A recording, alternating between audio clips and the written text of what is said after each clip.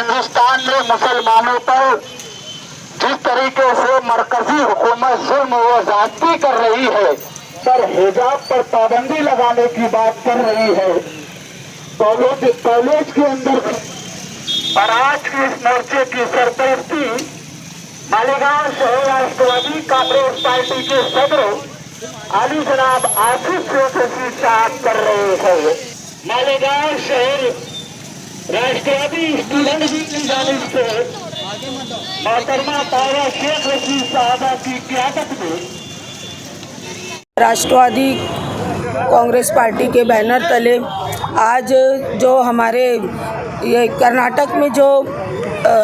हमारे हिजाब पर जो पाबंदी लाने की कोशिश की गई है, जो ड्रेस कोड के नाम पर जो हमारे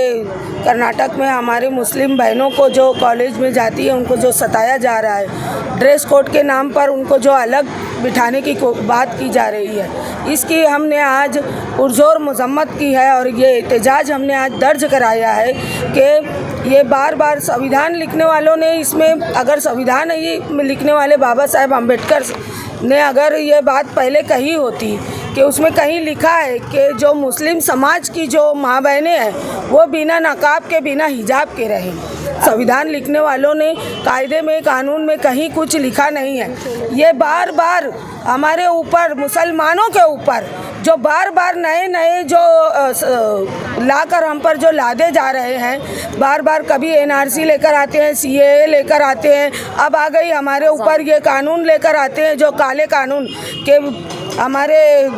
जो माँ बहनें हैं मुस्लिम समाज की, जो हमारी तालिबा हैं, उन लोगों को बोलते हैं कि आप लोग हिजाब के बिना कॉलेजों में आओ। तो इस बात को हम कतई मंजूर नहीं करेंगे। इस बात की हम पुरजोर मजम्मत करते हैं। ये हम, क्योंकि हिजाब जो है वो हम इस्लाम की बेटियों का बुनियादी हक है और वो हम लोग कतई बर्दाश्त नहीं करेंगे कि हम कहीं बिना हिजाब के कहीं पर हम जाएं। तो आपके मुतालबात क्या है मैडम?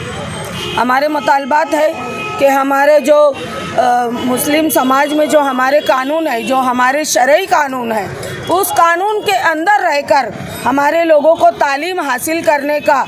पूरा हक है और वो हक हमको मिलना चाहिए।